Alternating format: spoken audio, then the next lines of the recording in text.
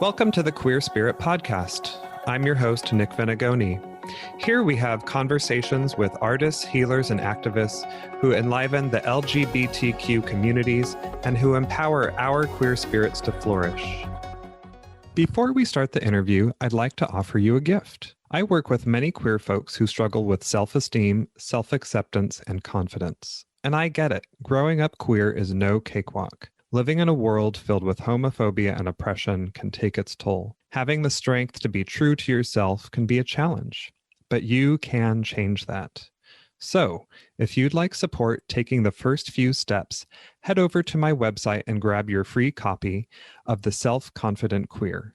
Just go to queerhealingjourneys.com/confident. This guide will walk you through 3 simple steps to help you begin to build your self-worth and confidence today. So head over to queerhealingjourneys.com/confident and download your free guide today. Okay, now on with the show. My guest today is Richael Faithful. Richael is a multidisciplinary folk healing artist, healing justice strategist, complex conversation facilitator, community lawyer, and creative. Working from the shamanic tradition of conjure, they focus on the interactions of generational healing, practical ritual, and magic and death doulaship. Today, Richael shares their path to finding and practicing folk healing work. We talk about the different ways Richael uses this work, particularly in groups with healing justice practices. Find Richael at richaelfaithful.com. That's RICHAEL FAITHFUL.com. Hi, Richael. Welcome to the show. Hey, Nick. Thanks for having me. Yeah. So I thought we would start out by having you tell us the story of how you were first introduced to the folk healing work that you do. It's one of my favorite stories to think about because it's different every time. And unlike some people I know who grew up with a spirituality that was outside of a Christian context, especially for those of us who might identify as Southerners, I didn't even have kind of an understanding of the many different ways that people related to folk medicine. So some of that is just casually knowing that there's some herbs that can help you when you have colds or other ailments. Some of that is what some people call superstition, to know just you can, when there's a storm, some things you do or do not do. or, if you are concerned that people are gossiping about you, some things you should and should not do, things for protection. So I really had to remember. And for me, that remembering process took over a decade. And it began with me really thinking about, at the end of college, just want to be in contemplative practice. I'm a person that hadn't been introduced to meditation, but liked meditative things. I enjoyed just spending time in nature, being in quiet. I'm a person that's deeply introverted, very much in my internal world. And I wanted to bring that into some sort of spiritual anchor because I knew I needed some tether that didn't yet exist in my life. So through that curiosity, that brought me to the People of Color Sangha here in Washington, D.C. area. And that was a beautiful place to learn about basic Buddhist teachings, learning about the Dharma in general, being in community with other practitioners who were in this meditation practice, which was a very sweet entry point for me in my own spiritual life. And my teacher at the time of that Sangha also is a Reiki teacher. So I got introduced to Reiki. At the time, I was a little skeptical. I was like, energy healing sounds interesting, sounds a little esoteric, I'm not sure. But it's something that actually is like, as soon as I experienced it, it felt really palpable. And when I was able to actually offer it, it really took. It was really clear that this was something. And I kept following the line of inquiry. So that brought me into learning about just going to even we have a huge local psychic fair that also has a bunch of other healing modalities. So I would be there and just be kind of spiritual curious. And eventually I was brought into just some more language about some things that were happening with the energy work I was doing, because it was nothing like my Reiki teachers had noticed before. There was a lot of intuition I was experiencing, involuntary movement. It honestly freaked me out a little bit. So I was a full-time civil rights lawyer. So I would, think about it from time to time and offer it to friends. But mostly I kept it in the background, knowing that it was something that I needed to think about, but only when I felt like I wanted to think about it. And over time, I had just a couple of experiences, including experience with a friend and colleague who was an attorney at the time alongside me at this organization. And she was looking for a Reiki practitioner. I was like, you don't have to pay someone to do this. I'm at least like at level 2. I'd be very happy to assist you. But through that experience, I was able to first, before we even began, intuit that there was like something really important that we would uncover or bring language to in her life.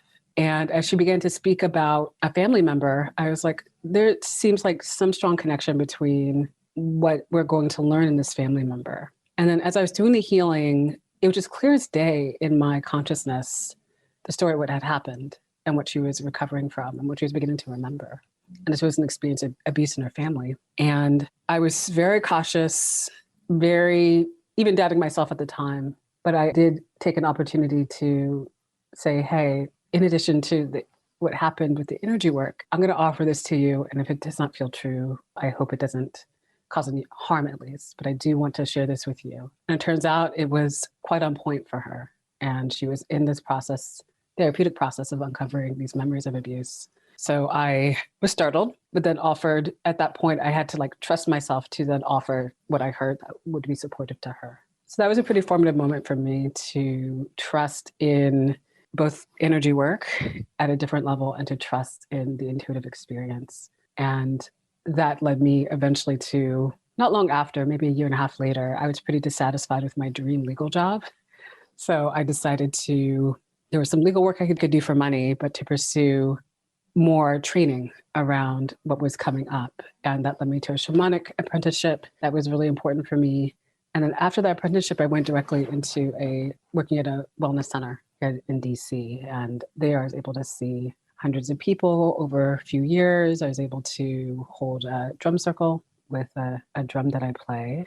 And that really started me down the folk healing path. And I often talk about shamanism in this context of folk healing because there's a lot of different perspectives and debates. But for me, the Black folk healing tradition of the United States, and there are many other African diasporic traditions, which I know you've had other guests who are from those traditions. And there's actually not uncommon for folks to practice folk healing, hoodoo, and conjure, and also practice forms of voodoo or Santeria and some other diasporic traditions. But for me, Southern Black healing tradition of hoodoo and conjure is one that I had to find, because if you are searching for shamanism and Black in the US, you don't find anything. And to me, at least the healing tradition of hoodoo and conjure has all the markings of a shamanic tradition, where we are conduits for spirit, holding spiritual space and sacred space, creating and leading ritual, providing antidotes for people, even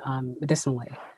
So to me, that's a shamanic role. And I try to say, sometimes I say that I'm trying to elevate folk healing towards shamanism because it's something that doesn't get recognized as such just because of the legacy of white supremacy in our country. But I also think just folk traditions writ large should get more credit. They're really the ways that we just have knowledge and pass on knowledge about how we take care of ourselves individually, collectively, and the world around us. And there is, I think, but for colonialism, I think we would understand the folk healing and the folk knowledge as just being the technology that allows us to thrive and wouldn't have any kind of sense of inferiority about it. So that's what brought me back to it, both the story of how I got brought back to impart the magic of this tradition, but also I was also an attorney that wore jeans and did not want to wear suits. And I'm just I just want to be with the folk and play my role. There's no need to create this hierarchy. There's no need to create this sense of inferiority. Yeah, I really feel you on that. I mean, just in my role as a psychotherapist, I'm always trying to not downplay myself, but just sort of not,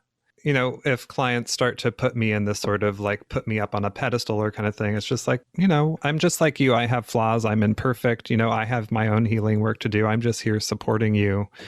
But yeah, I just want to, similar to you, I just want to do the work with the people, with the folks. So I had a question for you that just sort of popped up as you were sharing your story. You talked about starting with Reiki and doing energy work. And I know a little bit about different folk healing practices, but is there even if it's maybe not a formal, but even an informal folk healing practice around energy work that's like hands-on, like the way Reiki is or anything like that? The only thing I know is what in many, like particularly like Protestant traditions, there's laying on the hands. So I know some people may not think of that as energy work, but really that's the idea, right? That you are receiving healing through God that's coming through your body and through your hands that are then healing this person. And it's, Reiki is a whole different, has a different cosmology. The system, right, is originated more modern Japanese healing technology, but that's the only one I really know of. And I'm sure there are many more in the kind of diaspora, which are being that I am not aware of, and also others that I'm sure we are going to remember and uncover again. But that's the only one I know. But it's, sometimes I speak, actually, depending who my audience is, I speak to energy healing that way. I'm just like, it's really a powerful form of healing on the hand. And I, sometimes mostly actually I don't have to touch people at this point because I'm just really practiced. But I sometimes introduce it that way so folks don't get too concerned that I'm like working with the devil. But I'm like, no, this is energy that, I know a lot more about this particular gift I have than I did even 12 years ago. But there's still parts of it that are very mysterious to me. But I do know that it actually has a very similar quality to Reiki in some way. It's more dynamic, just happens to be more dynamic. But so sometimes I try to cast it that way. And I'm eager to hear other people's stories and knowledge about other energy healing traditions in folk traditions, especially in the US. I just don't know many. Yeah, that'd be interesting to get like a panel of people who practice different kinds of energy healing and sort of hear a little bit more about what's similar and what's different. I would love that. That'd be fascinating to me. Absolutely. Because as a recipient of different kinds, they certainly feel different. Yeah, definitely. So it'd be really neat to hear from folks who practice it. So you said that you were feeling this call into something deeper that it sounds like you're saying felt more ancestral and connected to your identity and your roots, being a Black person in the United States here and having trouble finding that if you just search for like, Black shamanic teacher or something like that. So how did you go about finding about folk healing and hoodoo and conjure? Were you able to find anything in your own communities or in your own lineage, or did you have to really like stumble across it, or how did that come about? I appreciate that question. I had to search for it. Unfortunately, I don't have elders in my life who have a lot of knowledge about conjure, especially from a practitioner viewpoint. And so typically I'm a person that I'm an older millennial. So I know that there are ways to find out things other than just Google and just being on the internet. So I would be inclined to ask, because I also know that like a lot of these practices and traditions get passed on orally. But I think I would have had to probably wait a long time and have a number of different conversations to really find out the knowledge I was seeking. And I think I was a little sheepish because, again, conjure and hoodoo has a reputation, even among some Black communities, among some Black people, of being sinister. So I was also a little cautious about just asking anyone about what they knew. So I really did rely on initially just the internet to just be like, what's the analog here? And that's when I saw like folk healing, I saw conjure and hoodoo, and I'm like, oh, this is exactly what I think is analogous. And I'm working with ancestors that I know come from, like, knew this kind of magic. So from there, I got out some good old-fashioned books. So I was able to find some history books, and I'm grateful that there are, a number of history books from scholars out there that are respectful and detailed about the traditions, many of which rely a lot on the like WPA interviews, like during Reconstruction, of folks who were either knew like plantation medicine or folks who, when hoodoo and conjure became more commercialized, were like aware of it and relied on it and talked about their stories. That was a really helpful, like, at least way for me to get rooted in what this was. And from there, it's a little bit easier then to find like other practitioners, at least with the internet again. So there are a good number of other practitioners out there. There are more books by practitioners that have come out the last 5-6 years, which I've appreciated. And I still study hoodoo quite a bit. Like, I think it's such a wide range. Folk healing, Black folk healing is a wide range. So you can always learn something from other practitioners. And the styles differ depending, where you're from and what you've learned.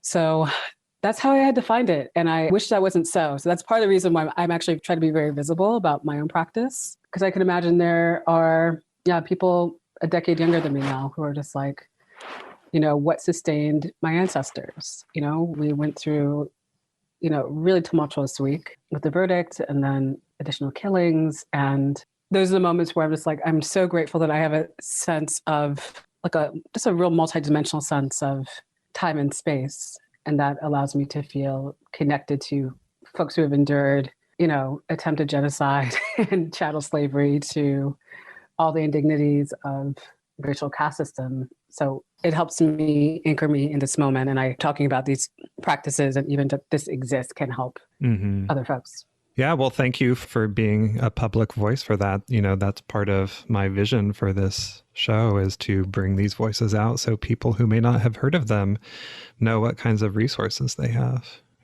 So shifting gears a little bit, I know that another big part of the work that you're doing right now is working within communities or groups of people doing what I think you call healing culture work.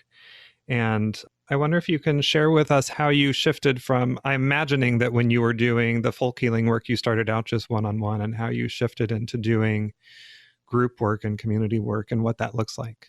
Sure. And in many ways, it was more of an integration, because I started out as an organizer, and then I very intentionally went to law school and was a community lawyer, and then put all that into the background so I could have shamanic training. So I was looking for a way. I'm like, there's got to be a way that we can be doing this work communally and for it to feel less isolated. So I was working at a wellness center, Freed Body Works here in Washington, D.C. I was seeing people one-on-one when I wasn't working during the day. And I was holding a drum circle, which was a great community space. So it was a multiracial space that allowed me to share more about drumming in general through conjure, which is, I think, a bit of a lost art, right? All the African diasporic traditions have drumming as a central piece. But because it was so powerful, like clearly people on plantations and free Black people couldn't have drums without a lot of suspicion. So I know people drummed, but I'm still trying to dig up history of like what that kind of percussion connection was. So I'm curious about that still. That was a really actually special space for me and a lot of other people that I'm still in community with.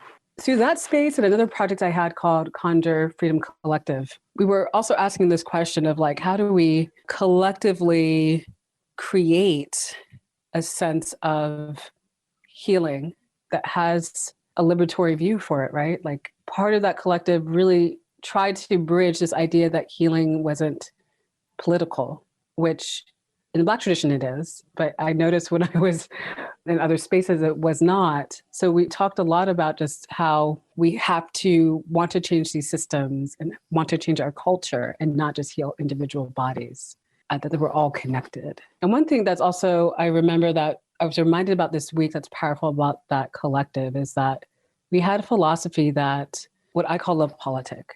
And that whole idea for me was, if we can create, we are therefore creating even the spiritual conditions for us to transform. Because I do have a central belief that there is a great deal of violence and brutality, depravity in the world, and actually in other dimensions as well. But I do believe that there is a greater sense of love and power through that love, that if we are creating, we can actually bring into this realm. And, part of that's also informed by my queerness. I'm just like, if you have an expansive view of love as a queer person, right? I'm not naive to the depths of pain and harm that exists in the world, but I still hold this core belief.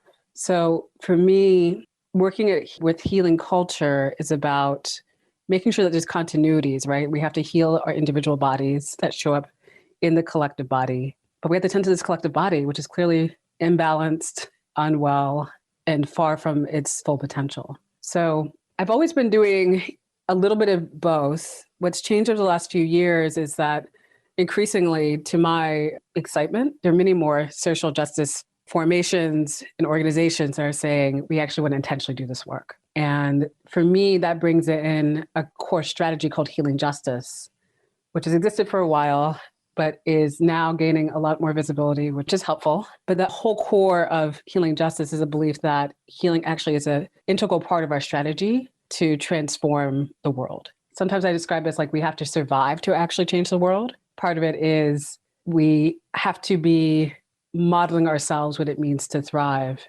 We can't martyr ourselves to change these systems. So many ancestors have done that for us. So we can have a different vision for this, right?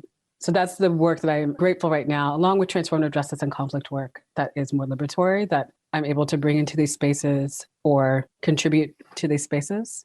And it's alongside the individual work, which is important because I do believe that every individual has a birthright to be free and thriving. And many of the people I support, I'm grateful to say, are like inflections, right? They are core parts of ecosystems that's connected to everything else, right? So I believe that I'm grateful to work at many different levels. And I think that's a really important part for me personally about my healing work.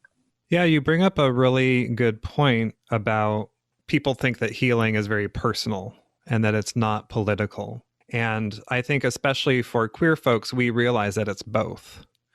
And I think that that's one of the things, the gifts that queer folk are bringing to the world is the awareness of that, because especially in, Western societies, we're very individualistic and focused just on the self, which I think, the world is starting to wake up to that more and more. That's not sustainable on an individual level and on a global level. And, that knowing that healing work can happen individually and on a group level, and both can feed each other, that you can heal as an individual within a group healing, and individual healing can help to heal a group. But I think that the focus has been so much, especially in Western culture, on just healing the individual and not healing the group or healing the whole. And I think that's also true just not only around political and social justice, but also just environmentally too. And so, I'm really glad that you're bringing that work into these systems. I really appreciate that. And I see myself as part of that's a cohort of people. Many are queer and trans who are really giving us a sense of like, we have to be talking about ecology. We have got to be thinking about ourselves in ecosystems. We are so connected to the planet, other living beings, nature, many different kinds of human beings with many different kinds of experiences. And if we are not taking that approach now, we're really in danger of our own, extinction in many ways. And perhaps that will be the way things go. And I think, again, for those of us who have different, like multiple levels and ancestral levels, right, of understanding extinction, or the attempted annihilation of who we are just because of who we are, there's nothing more formidable than the collective, right? Us being together and being able to hold each other and be alongside each other and to form connection. And one thing I often talk about, what I really love about African diasporic traditions, is that everything is interconnected. There's just so much assumed interdependence that you couldn't, even the idea that there's like an individual body that you can heal is pretty laughable. Not that you can't, but like for it not to be connected to your ancestors or not to be connected generationally to your children, whether you are, just parenting children in general or caregiving toward the future. And I'm not speaking just by, at all about biological children. If we are not thinking all these dimensions, then there's actually really no way of thinking about it that way, because the more disconnected you are, the more isolated you are, the sicker you are in these traditions. So I think it's quite profound. And I see myself as part of a larger group of people who are just like, we're thinking about ecosystems, we're thinking about the interdependence at a deeper level than at least maybe we have in kind of like white dominant culture West. And I'm hopeful that will allow us to take better care of each other. Yeah, and I think that might be part of why so many people more recently are feeling drawn to spiritual practices like shamanic spiritual practices, folk healing practices, nature-based spirituality, or animistic practices, because they see that or they know that, in their bones and their DNA, that we are all connected in that way. Yeah. That's right. And that these relationships have always helped us, right? And I think especially about like a lot of queer and trans folks, you may not have had a human in life that saw you for you, but you may have had a tree or you may have had a pet, or you may have had like an ancestor that you didn't know a ton about, but like they seemed a little queer and you feel connected to the spirit of their energy, right? So I'm really grateful that I think many of us are expanding yet in our sense of spirituality of just like what our relations are, what our connections are, and how similar we can be sometimes. Yeah, it's funny you should mention, having a tree, because I can't tell you how many queer folks I've talked to have said they have a special tree or a special rock or a special place in nature that they just felt like they could just be themselves and be held in that way. Yeah, so it's just really important to notice that and to support those systems to keep flourishing. So what kinds of, I know you may not be able to tell me exactly, but what kinds of groups or organizations are you doing this kind of work currently? Yeah, I'm grateful to work with a lot of different kinds of groups. I do work with what I call homegrown groups. So groups that are really don't have any like formal, they're not like institutionalized, but groups that are just organizing or trying to or bring people together. So I do support a number of those projects, especially in DC, where I'm rooted, and it's one of my homes alongside Virginia. And these days, there are larger institutions that are interested in this work. And I do make some selective choices about working with some of them because of the models that they can create. So I, for example, was part of a restorative process with the Unitarian Universalist Association, which I think is the largest institution I've worked with. But they had kind of a deep, painful kind of cultural break around a hiring process. So the hiring process was painful, but really what it did, right, is open up deeply held wounds around race within the Unitarian tradition. And so I was grateful to be part of that process. That was part of a larger tapestry of work that leadership was trying to do to heal those wounds. But I do some work with foundations around healing justice because they're interested in local and national foundations are now interested in healing justice. And I'm so excited to move resources. To me, that's reparative justice to a lot of communities and people who are trying to survive, especially under these conditions. I work with a range of social justice groups.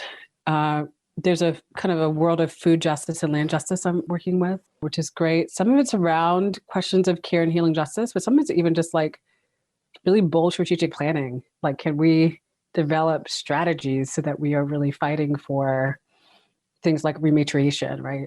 Allowing Indigenous people to have their land back. So we're fighting for, just like resourcing Black, Indigenous, and farmers of color who are coming back to land and using land trusts and being able to change and transform our food systems. I also work with groups that are really trying to do some political education too about some of these frameworks. So there are more and more groups that are interested in like, what does abolition really mean? What does transformative justice really mean? How's that different from restorative justice? How's that different from just conflict mediation? So there's a real range of groups that are also interested in those topics. And I'm grateful to have been in community long enough to know some things, to have some training by some wonderful people. And there's increasingly more literature out there about all these topics too. So I'm really grateful to keep up with friends and colleagues who are just like, we're trading ideas through these books, study guides, our own experiences and stories. So it's a real range of groups that I work with. And I'm really grateful to be in a position where there's too much work.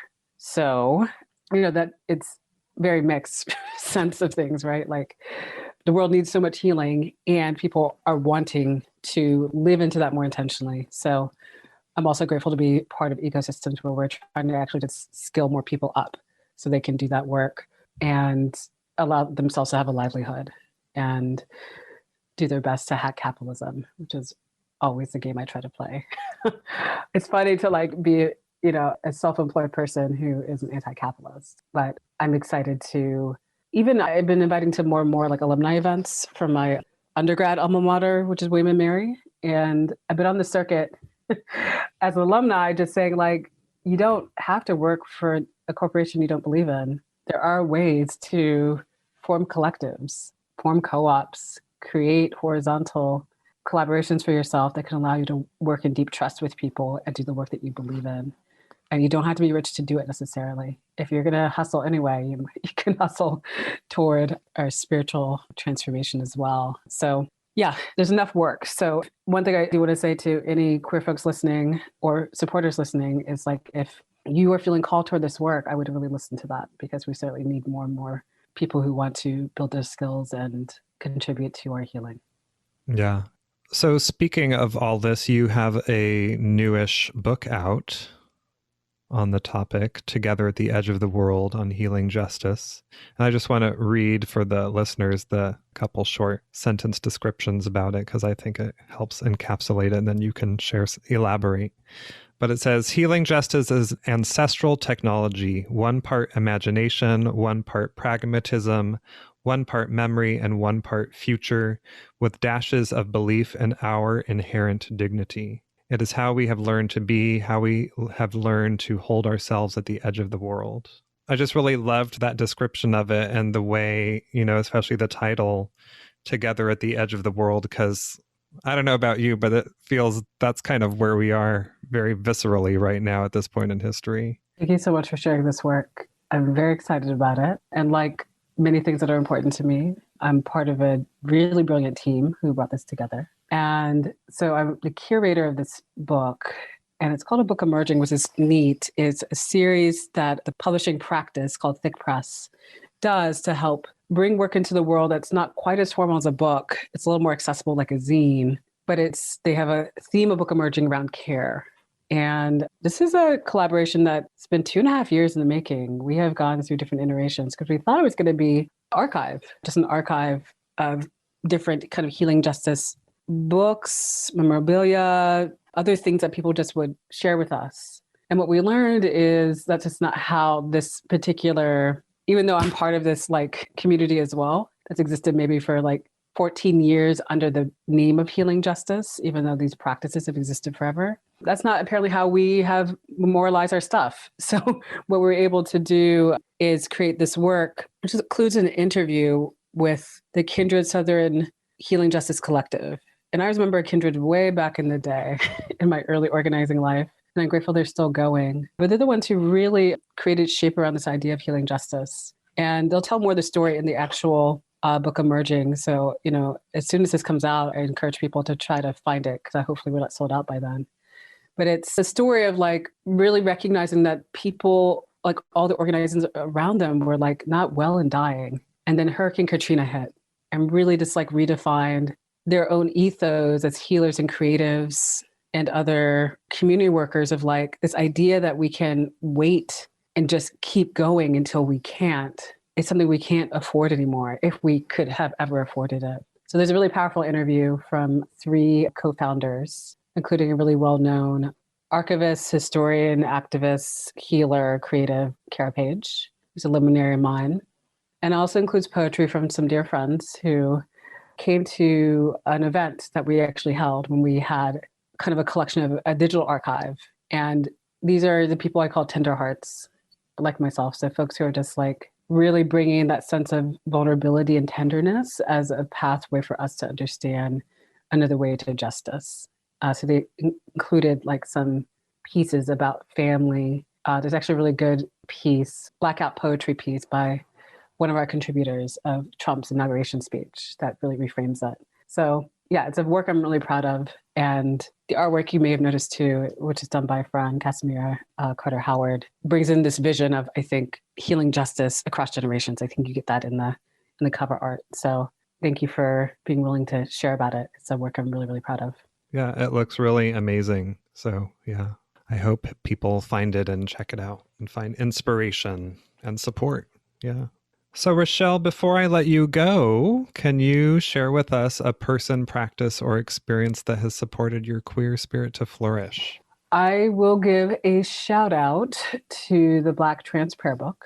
And this is a work I was a contributor to that includes, I think, maybe 24 contributors. And it is a wealth of information from spells to practices to inspirational pieces. We were recently a finalist, a LAMI finalist, which I'm excited to share. So I do encourage folks, especially Black trans folks who are looking for some inspiration in your voice. It's a piece of work that I think can really uplift folks. And there are a number of powerful pieces in there. So I'll just leave it at that. But I will encourage folks to check that out. And if you are a person who is not Black and trans, but you want to be an allyship, I'll encourage you to buy some books and then share them with people in your life. The books, it's privately published, so they're a little costly. So I do want to make sure, though, that people who need the support can get it. Mm-hmm. Great. Thank you.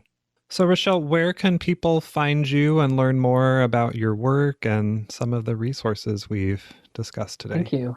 My website is pretty frequently updated, which is just RichelleFaithful.com. And I am a little more active on Facebook, my Facebook page. So that's Richael Faithful Folk Healer on Facebook. And I am on Instagram, and I do post things occasionally. I do probably read people's messages more often than I actually post. So if there is something in particular you'd like to discuss, or you just want to reach out, I do welcome people to reach out to me on Instagram, which is at Richael Faithful Folk Healer _ across the different words. So that's a place to find me. Great.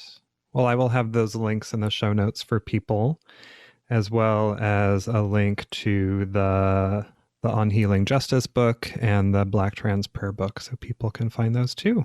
Thank you so much, Nick. Well, thank you for being here and having this conversation. It was really lovely to connect with you in this way. Yeah, thanks for having me. It really was a pleasure. To find the resources we discussed today, find the show notes at thequeerspirit.com. And if you enjoyed the show, remember to subscribe, rate, and review on iTunes. This will help us reach and support more queer people all over. Thanks for listening, and see you next time.